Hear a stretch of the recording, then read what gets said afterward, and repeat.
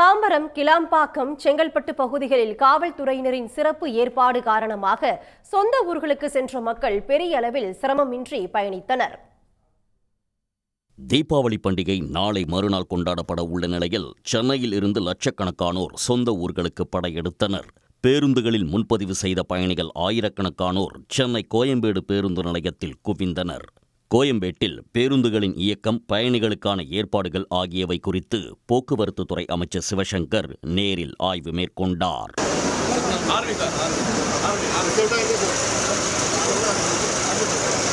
மாநகர பேருந்து தேவையான அளவிற்கு இருக்கிறது. அவற்றையும் சிறப்பு பேருந்துகளாக, ஏன்னா இரவு நேரத்தில் யாரும் சென்னையில் பயணிக்க போவதில்லை, அந்த பேருந்துகள் இரவு நேரத்தில் மற்ற பகுதிகளுக்கு எடுத்து பயன்படுத்தப்படும். எனவே பொதுமக்கள் எந்த பிரச்சனையும் இல்லாமல் பயணிக்கலாம். தீபாவளி பண்டிகைக்காக கிளாம்பாக்கம் ஒருங்கிணைந்த பேருந்து முனையத்திலிருந்து சிறப்பு பேருந்துகள் இயக்கப்பட்டன.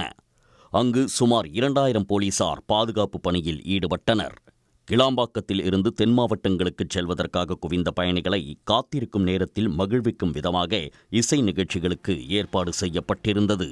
இதனை பேருந்து பயணிகள் வெகுவாக ரசித்தனர்.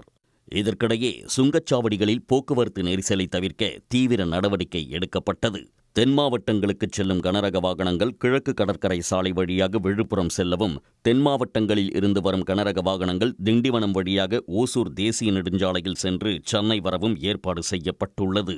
இதனால் மதுராந்தகம் சுங்கச்சாவடியில் போக்குவரத்து நெரிசல் இல்லாமல் வாகனங்கள் சென்றன.